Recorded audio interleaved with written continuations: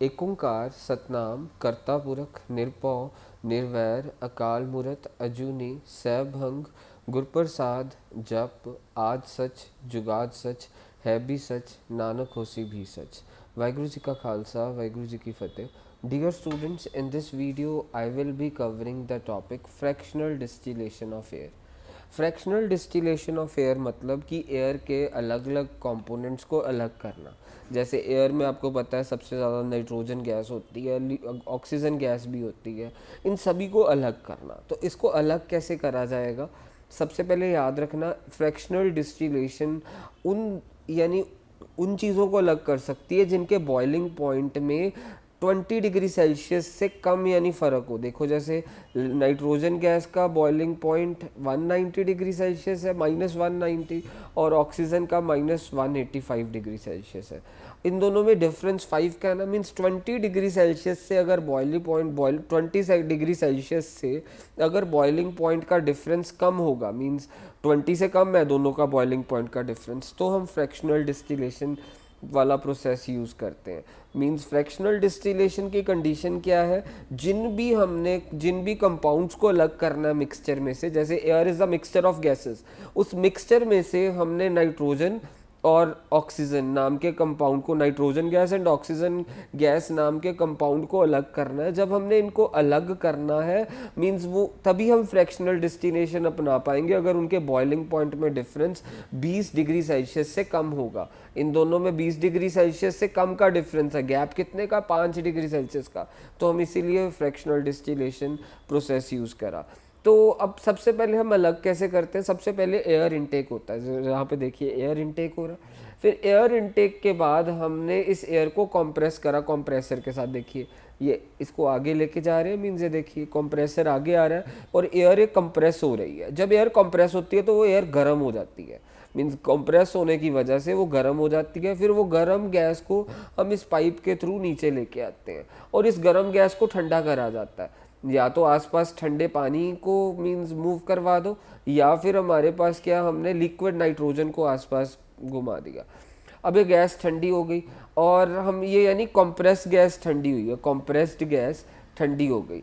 तो compressed gas ठंडी हो गई है और हमने इसको -200 डिग्री सेल्सियस तक और ठंडा करना है, ठीक है। सो ठंडा करेंगे तो वो लिक्विड में टर्न हो जाएगी। मींस ये कंप्रेस्ड गैस जब -200 डिग्री सेल्सियस पे आएगी तो वो पूरी तरह से मींस लिक्विड फॉर्म में आ जाएगी, गैस ही पूरी लिक्विड बन जाएगी। फिर हम लिक्विड गैस को इस फ्रैक्शनेटिंग कॉलम में लाएंगे। कहाँ पे लाएंगे? फ्रैक्शनेटिंग कॉलम में। इस लिक्विड गैस को अब गर्म होने का टाइम देंगे। सबसे पहले क्या होगा, -200 डिग्री सेल्सियस के बाद सबसे पहले आएगा -190 degree Celsius.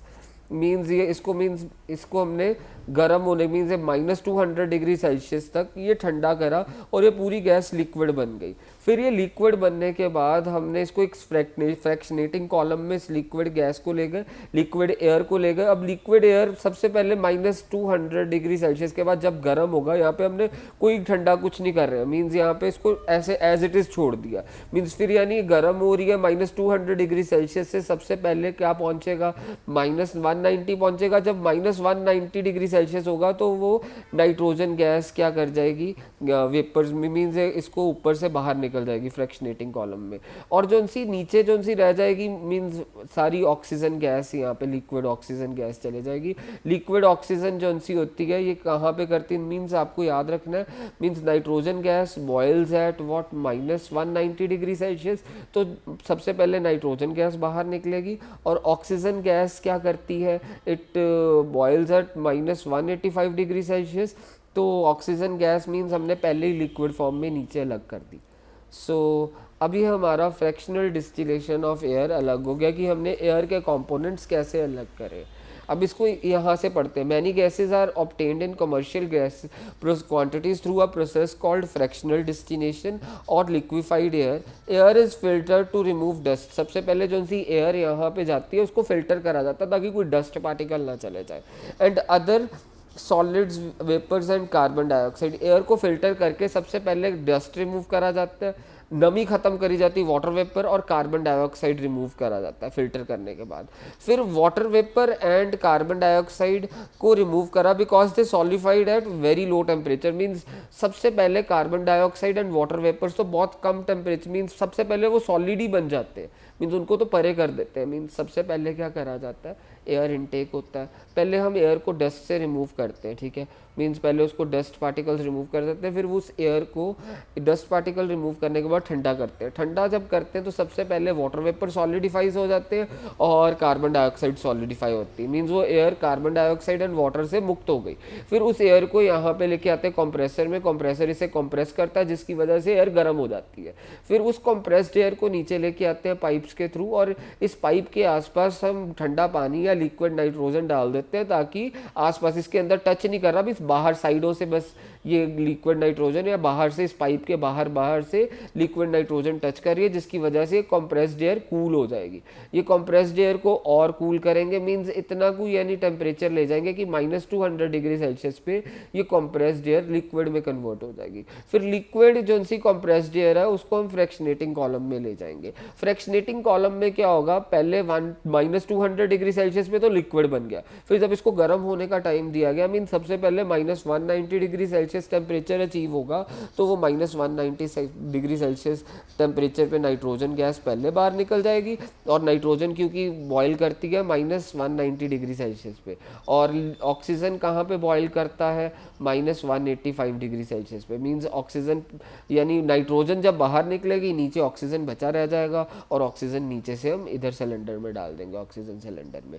So many gases are obtained in commercial quantities through a process called fractional distillation of liquefied air. Air is filter to remove dust and other solids, water vapours and carbon dioxide. पहले air को filter करा गया, dust remove करी गई, ठंडा करके उसमें से वाटर वेपर रिमूव कर दिए गए और कार्बन डाइऑक्साइड रिमूव कर दी गई।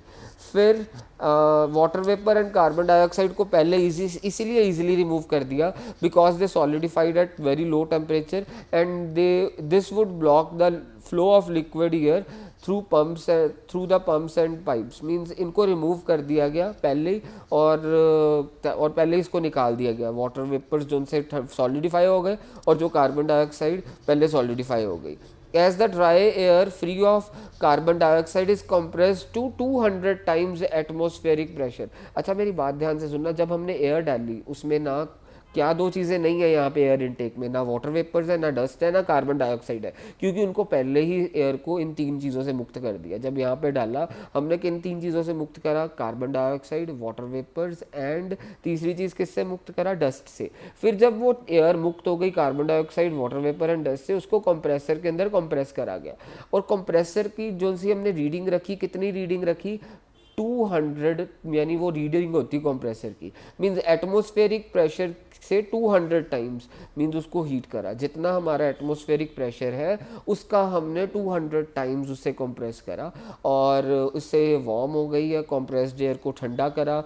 फिर इतना को ठंडा करा कि ये -200 डिग्री सेल्सियस पे, -200 डिग्री सेल्सियस पे ये लिक्विफाई हो गई पूरी एयर। फिर लिक्विफाइड एयर को फ्रैक्शनेटिंग कॉलम में लेके आए और इसको गर्म होने का मौका दिया। मीन्स जब -200 के बाद फिर क्या आएगा, मीन्स सबसे पहले -190 डिग्री अचीव होगा, फिर ये -190 डिग्री पे क्या करेगी, मीन्स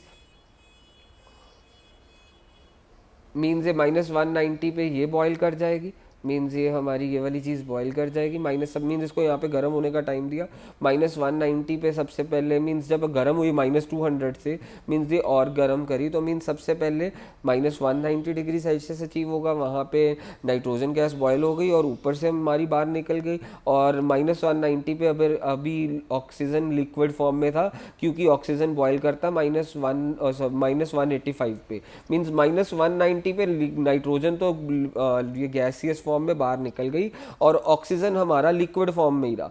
ऑक्सीजन लिक्विड फॉर्म में रहा मीन्स उसको हमने यहाँ पे कलेक्ट कर लिया, क्योंकि ऑक्सीजन का बॉइलिंग पॉइंट -185 डिग्री सेल्सियस है, जो 190 -190 के बाद अचीव होता है। ऐसे हमारी सारी गैसेस इकट्ठी हो गई। सो अब हमने क्या लिखा है, as dry gas free of carbon dioxide is compressed 200 times, यहाँ पे compress 200 टाइम्स के साथ करा, it become warm, heat is removed by a network of pipes carrying liquid nitrogen, the cold compressed air is allowed to expand rapidly, thus cooling even further to a point when more of the gas air is liquefied। फिर उसके बाद यहाँ पे fractional distillation यहाँ पे हुई है।